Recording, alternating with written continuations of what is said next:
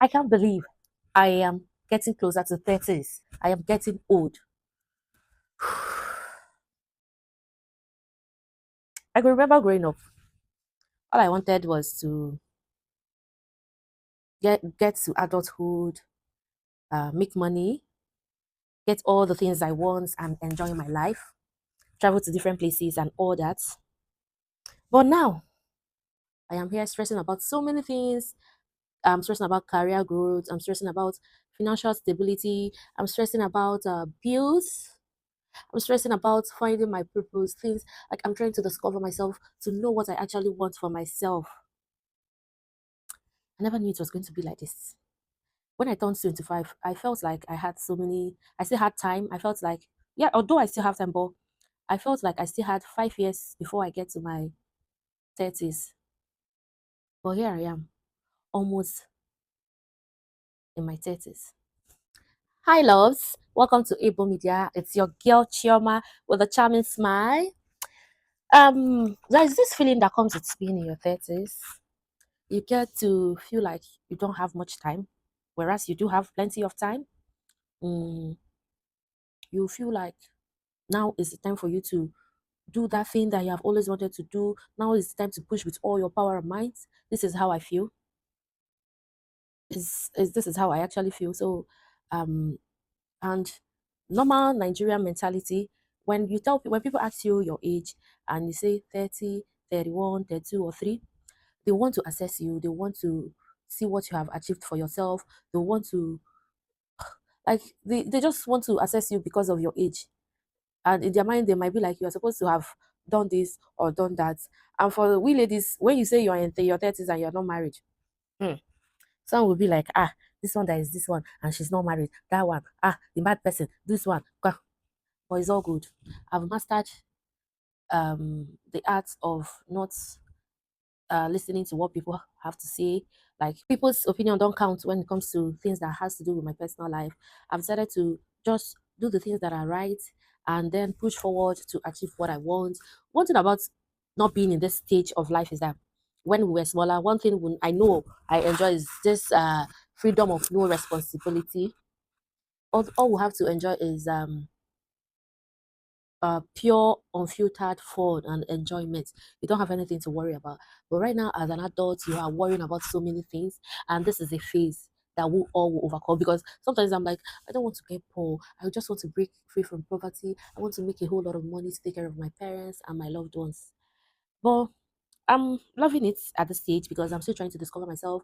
There are things that I know that I'm lacking. I have things I'm doing, but I still have this feeling that I'm lacking in some aspect of my life, and there are things that I still want to achieve. So I'm working towards that. No peer pressure. I'm just doing it at my own pace, taking my time, and all that. Another good thing about being an adult is that you get to work for yourself. You get to make cool cash, and it's a big flex when you have the money. I know making money can be stressful, but when you have the money, you can just see random thing that you like and boom, you buy it for yourself and enjoy. So that's actually one of the good things I enjoy about um being an adult or about this stage. Let's say adulthood is freedom with responsibility. Yes, this stage of our life is freedom with responsibility, but don't let it overwhelm you. The little things, your little achievements, do well to always celebrate your little wins. It can be you learning one skill, it can be you learning how to manage your money. Right now, I'm learning how to manage my money and I'm super excited about it. There are things that I do, I just appreciate myself for, and I'm always proud of myself for doing this. I don't need to wait for when people appreciate me or wait for when I do something bigger before I can appreciate myself. No, I've learned and mastered that aspect of life to always celebrate my little wins. Another tough part of being an adult is, although I've said it before, uh doing a whole lot of work, just trying to make ends meet, trying to put food on your table.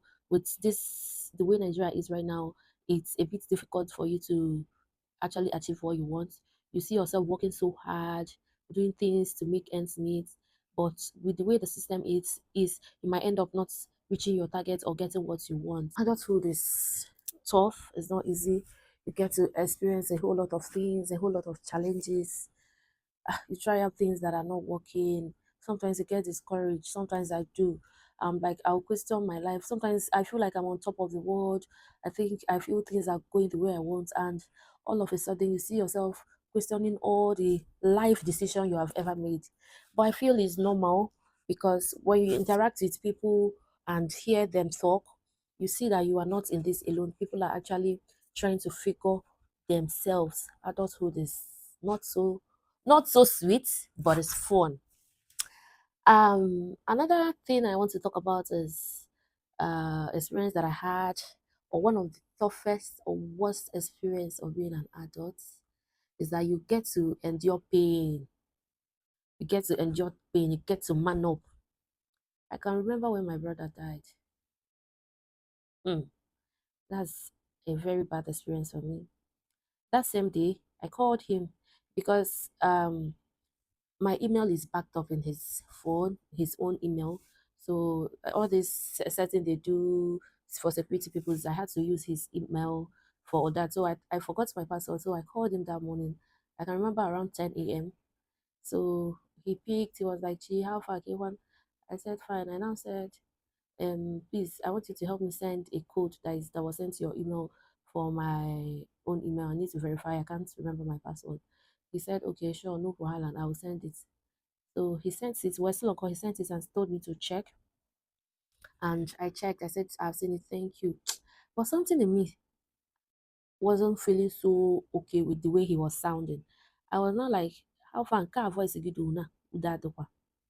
And he said, oh, wait, the much that he wants to start coming back home from where he is because he went to Enugu, Benue, Enugu for a shoot, and then he was coming back to Asaba. So I now said, okay, all right now. He said when he gets to the house, he will call. 2 hours later, I was driving with my husband. We were going to my store. I got a call from my dad. My dad was like, Chichi, how far? Okay, when I said all the man, it was not like, Kayla still no go with G Boy. When last did you speak with him? I said, I spoke with him today. Any problem? And he said, okay. A number called him and told him to come, that they saw his vehicle, so and so place in Enugu. Did he go to Enugu? I said, yes, he went to Enugu. But immediately they said that, my dad said that they called him to come to police station, that they saw his vehicle in Enugu. My heart skipped. Like, my heart skipped. I couldn't breathe. I started crying.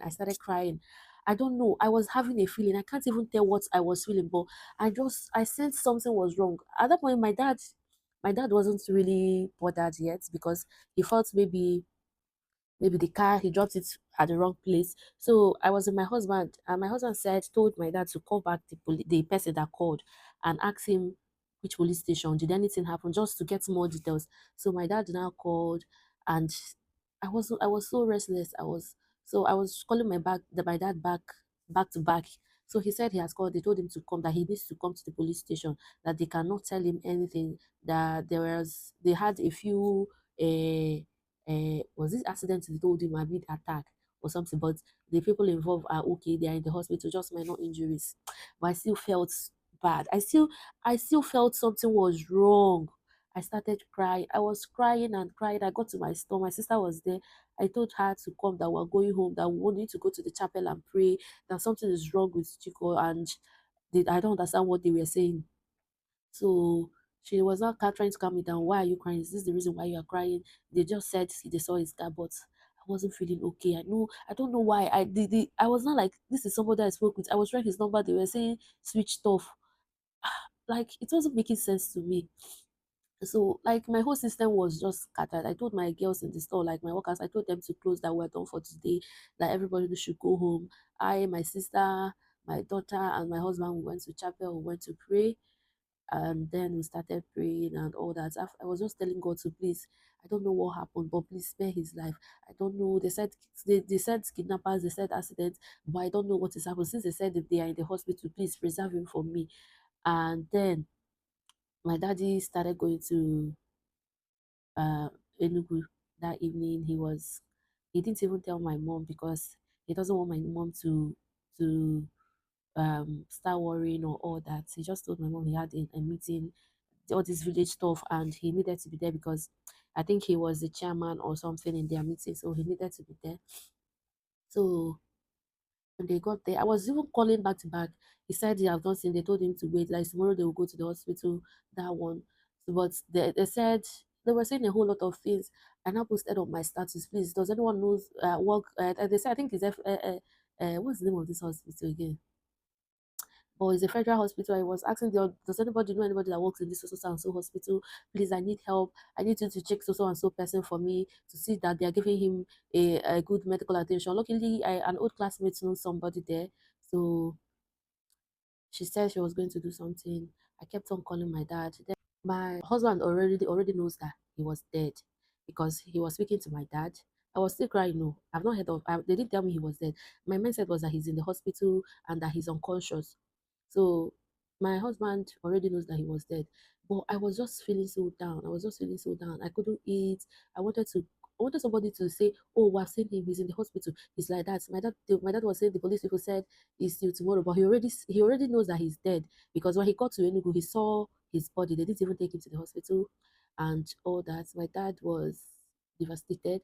I was calling. I'm even surprised how he managed to talk to me without showing me any reason to or giving me any reason to feel that he has seen him and something was wrong, that he's no longer alive. My husband was just playing along, telling me to eat. I said I was not hungry. I need to hear this, that one. I need to confirm. I couldn't sleep that night. I was so restless. I couldn't sleep. I was praying. I was doing a whole lot of prayers that night.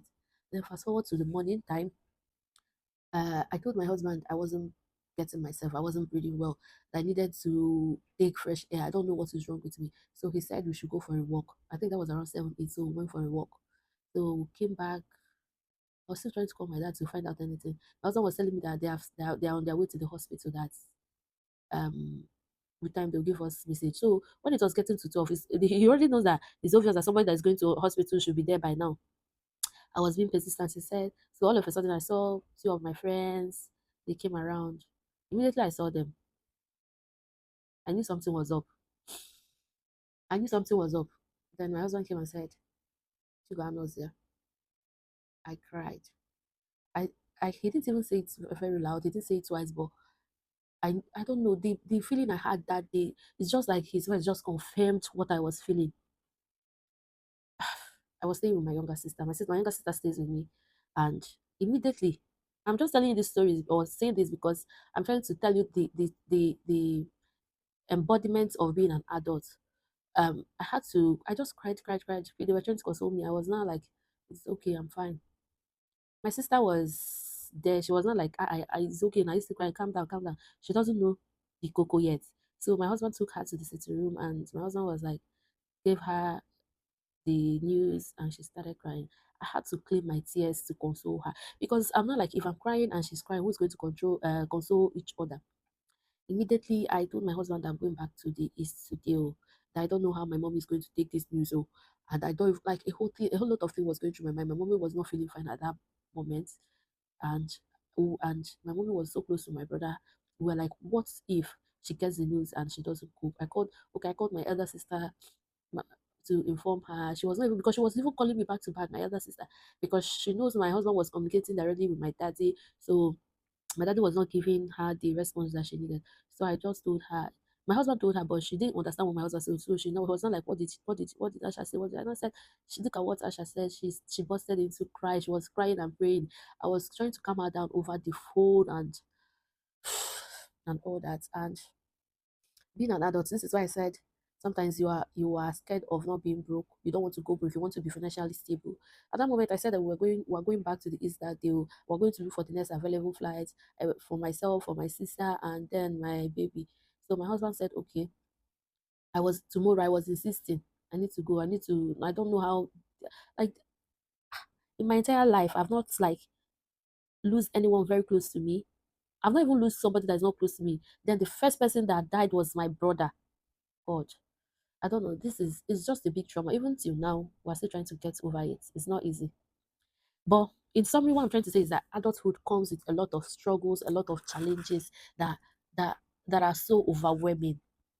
That's why you don't even need people to pressure you to do things that you're not supposed to do. You don't need to listen to what people have to say about you. Just do the right thing focus, and do the right thing. So this new year, I'm using it to I'm using this new year to take a step forward to my goal.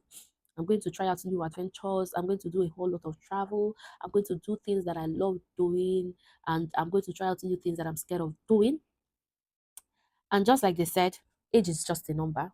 I turned 27 this year, so I still have 2 more years before I get to my 30. So I believe that from now till the time I turn to my 30, that I'm going to discover myself very well. I will find my purpose, and I must have started working on it. And I also wish to make more money. I just want all the good things of life. I want to take care of my people, my parents, my children, my family, my loved ones. I just want to make everybody happy. And I want to be somebody that will always influence people in a good way. I want to be somebody people will look up to. I just want to be fun. I want everybody that encounters me to be happy. I just want to impact in people's life in the simplest way ever. So, cheers to being 27. Cheers to trying out new things. Cheers to glowing. And cheers to long life. Thank you guys for watching. Do well to subscribe and turn your notification button because I am coming back again. Bye.